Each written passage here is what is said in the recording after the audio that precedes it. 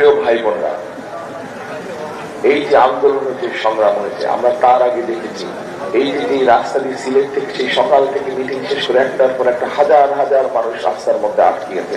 আপনারা যেরকম এখানে দাঁড়িয়ে আছেন, অপেক্ষা করছেন, হাজার হাজার মানুষ। একটা জায়গায় 1 মাইল রাস্তা আমি পাইনি যে ফাঁকা ছিল, শুধু মানুষ মানুষ শুধু দাঁড়াচ্ছে, আমাকে দাঁড় করাচ্ছে, কথা বলতে চাচ্ছে। কেন?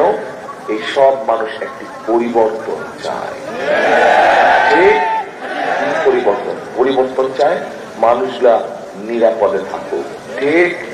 সারা দেশের মানুষ পরিবর্তন চায় যে দেশের মানুষের যার যে যোগ্যতা সেই অনুযায়ী কাজ করবে, ব্যবসা বাণিজ্য করবে, শান্তিতে থাকতে চায়। ঠিক?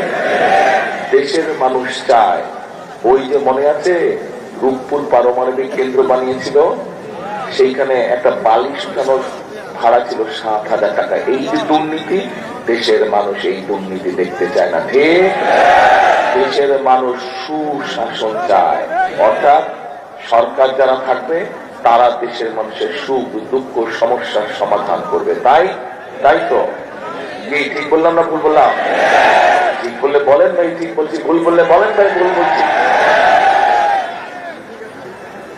2024 সালের 5ই আগস্ট এই দেশের ছাত্র জনতা, নারী, শ্রমিক, পেশাজীবী সব ধরনের মানুষ মিলে কি করেছিল? স্বাধীনতাকে রক্ষা করেছিল। যে স্বাধীনতা আমরা 71 সালে অর্জন করেছি। কথা বলার অধিকার, এই দিকটা বললাম, ভোটের অধিকার নিয়ে নিয়েছিল।